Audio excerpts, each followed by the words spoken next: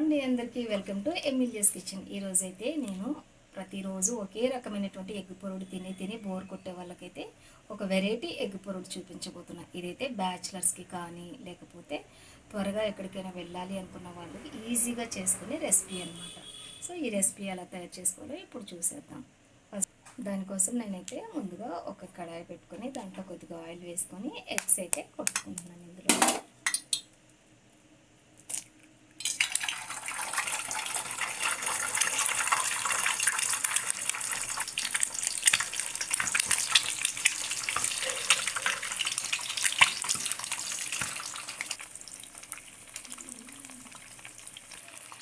ఇది కొంచెం ఉడికిన తర్వాత మనం ఇలా లైట్గా కలుపుకోవాలి. అంటే ఒకేసారిగా చిందరవందరగా పీసుగా చేసేది లైట్గా మాత్రమే ఇలా చేసుకోవాలి. సో చూసారు కదండి, ఇలా చిన్న చిన్న పీసులు ఇలా కట్ చేసేసుకోవాలంటే ఎక్కువగా మనం పీసులు ఎల్లో వైట్ ఎలా సెపరేట్గా ఇలా చేసేసుకున్నాను. నేనైతే ఇలా చక్కగా చేసేసుకుని ఇదంతా మనం ఒక వేరే ప్లేట్లోకి ట్రాన్స్ఫర్ చేసేసుకోవాలి. ఇదంతా చక్కగా ఇలా ఒక ప్లేట్లోకి ట్రాన్స్ఫర్ చేసేసుకుంటున్నాను.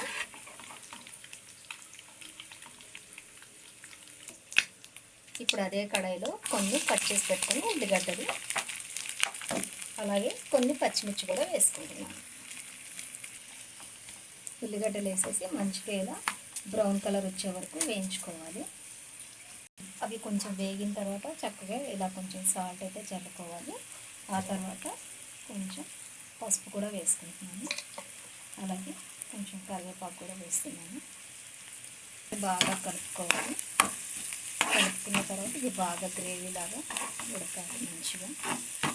మంచిగా మళ్ళీ ఒకసారి దీన్నంతా మంచిగా కలుపుకోవాలి.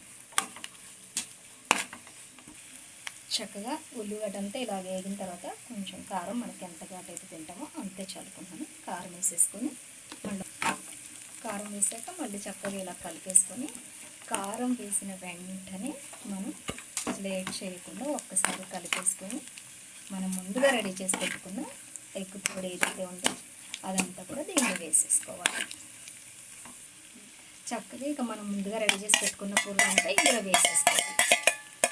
వేసేసుకొని ఒక్కసారి మళ్ళీ ఇదంతా కూడా బాగా కలుపుకోవాలి. మంచిగా కారం అవన్నీ కలిసిన తర్వాత వేయించుకొని లాస్ట్కి కొంచెం గరం మసాలా వేసేసి చక్కగా కొత్తిమీర పుదీనా చల్లేసుకొని మళ్ళీ ఒక్కసారి కలుపుకొని దించేసుకోవడం. చూసారు కదండి, ఎంతో ఈజీగా టేస్టీగా వెరైటీగా ఎప్పుడు చేసే విధంగా కాకుండా ఇలా ఒకసారి వెరైటీగా ట్రై చేస్తే బ్యాచిలర్స్ కానీ ఎవరైనా అర్జెంటుగా ఆఫీస్కి వెళ్ళే వాళ్ళు కానీ టైం లేని వాళ్ళు ఒక 5 to 10 minutes మధ్యలో అయిపోయే రెసిపీ ఉంది. ఎంతో రుచిగా ఉంటుంది. మీరు కూడా ఒకసారి ట్రై చేయండి. ఈ వీడియో కనుక మీకు నచ్చినట్లయితే please like, share and subscribe. Thank you for watching my video.